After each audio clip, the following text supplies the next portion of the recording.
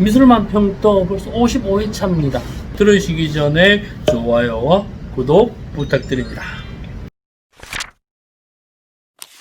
오늘은 백남준 선생에 대해서 얘기해 보려고 해요. 우리나라 사람으로서 세계적인 예술가가 되었는데, 백남준 소리는 많이 들었는데 왜 유명한지, 비디오 아트라고 말을 하던데 비디오 아트가 뭔지 짧게 일목요연하게 한번 정리 한번 드리겠습니다.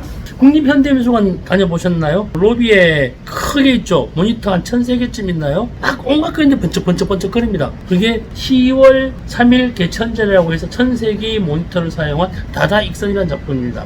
지금 말 많죠? 모니터들이 몇 개가 죽어나가고 있습니다. 제 생각입니다만 그것은 다른 데 보존을 해놓고 LED 모니터로 교환해가지고 보여주는 방식을 좀 바꿨으면 좋겠습니다.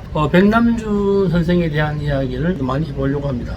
혹시 기억하실려나 모르겠습니다. 2008년인가요? 베토벤 바이러스라고 하는 드라마가 있었습니다. 거기에 보면요, 주인공 강마애가 나옵니다. 신임시장이 취임식하는 날 철학적 공연이라고 이야기하면서 지휘봉을 들고 가만히 서 있습니다. 이게 뭔가 하면요, 존 케이지의 4분 33초라고 하는 공연이었습니다. 존 케이지라는 작곡가 1952년에 만들어진 좀 사막종으로 구성된 곡입니다. 4분 33초라는 정해진 시간 동안 연주자는 아무것도 하지 않죠. 아무것도 하지 않는 예술이랍니다. 당시에 보면요, 존 케이지, 요셉 보이스, 백남준 이런 분들이 플럭서스라고 하는 그룹을 만들어서 활동을 했었죠. 이들은요, 인생에 반하는 것이 예술이라고 주장을 하면서 다양한 정신 활동을 합니다. 미술 운동이었습니다. 플럭서스는 다음 기회에 좀 자세히 말씀드리기로 하고요.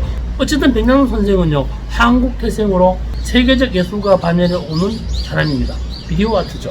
플럭서스 멤버로서 행위예술가로서 TV를 이용한 새로운 형식의 비디오 아트를 개발한 사람으로서 기타 등등의 수식어가 많습니다. 1960년이었었나요? 백남준 선생이 두각을 나타내기 시작합니다. 피아노 포르테를 위한 습작이라는 공연에서 쇼팽을 피아노로 연주하다가 웁니다. 울다가 피아노를 부셔버리죠. 그러고다가 가정선이 내려갑니다. 존 케이지의 넥타이를 자르고 데이비드 투테라고 존 케이지 음악을 연주한 사람이었는데 그 사람 머리에다가 샴푸를 붓고 머리를 헹궈버립니다. 그러고 나서 공연장을 뛰쳐나가죠. 뛰쳐나간 다음에는 술집에서 전화를 해요. 내 공연 끝났습니다 라고 이야기를 하죠.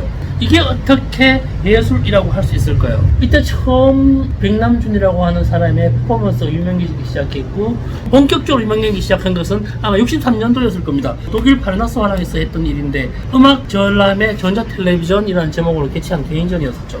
여기가 아마 비디오 아트의 시작일 거예요. 별 세대의 텔레비전, 세대의 피아노, 소음기, 모니터, 스피커 이런 걸 설치해 놓고요, 텔레비전에다가 자석을 왔다 갔다 하게 되면요, 화면이 일렁거립니다. 사람에 의해서 영상이 바뀌어집니다. 그런 것들을 만들기 시작했죠.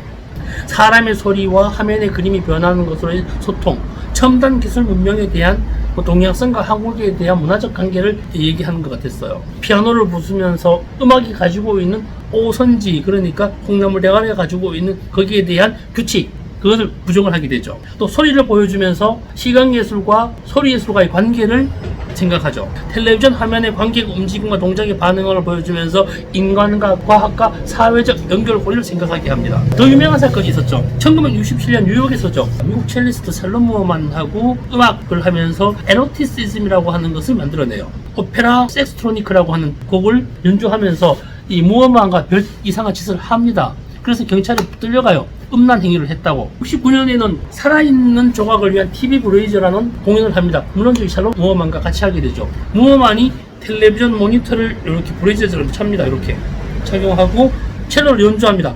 가슴에 찬 여기 텔레비전 모니터에는요, 미리 촬영된 비디오 장면이나 사람들의 모습, 화면이 변하는 영상, 아폴로 11호의 달 착용하는 모습, 이런 것들을 많이 보여주죠. 그러면서 첼로의 소리에 따라 영상이 변하는 것도 보여줍니다. 그러니까 백남준 선생보다 나이 많은, 더 젊은, 어린, 요즘 사람들이 봐도 뭔 짓을 하냐, 미쳤구나, 왜 저 짓을 하지? 라고 이야기를 할지 모릅니다. 유명한 사건이 또 있었습니다. 1998년이었죠. 고 김대중 대통령께서 미국을 방문하는 기념으로 국빈 만찬이 있었죠. 그때 클린턴 대통령이 백남준 앞으로 지나갑니다. 그럴 때 백남준의 바지가 흘러내리죠. 물론 아무것도 안 입었습니다. 우리나라 같으면 어떻게 됐을까요? 아마 3족을 면했을지도 몰라요. 당시 그 클린턴이 이 르윈스키와 성추문 사건이 있었으니까 그것을 풍자했는지 아니면은 클린턴 자체에 대한 이야기를 했는지 그래서 모르겠습니다. 그거는 돌아가신 분이 알고 있지만은 뭐 실수다라고 이야기를 하지만은 저는 실수는 아닌 것 같고요. 천하의 백남준 선생이 실수할 턱이 없죠. 하여간 이러이러한 많은 사건들이 있습니다. 오늘은 백남준에 대해서 여기까지만 하는데요. 다음 차에는 비디오 아트에 관련된 아마 2회 3회가 될지 모르겠습니다만 좀 이어져서 백남준이 왜 유명한지를 말씀드릴게요. 날씨가 너무 좋죠. 코로나 조심하시고요. 좋은 하루 되세요. 고맙습니다.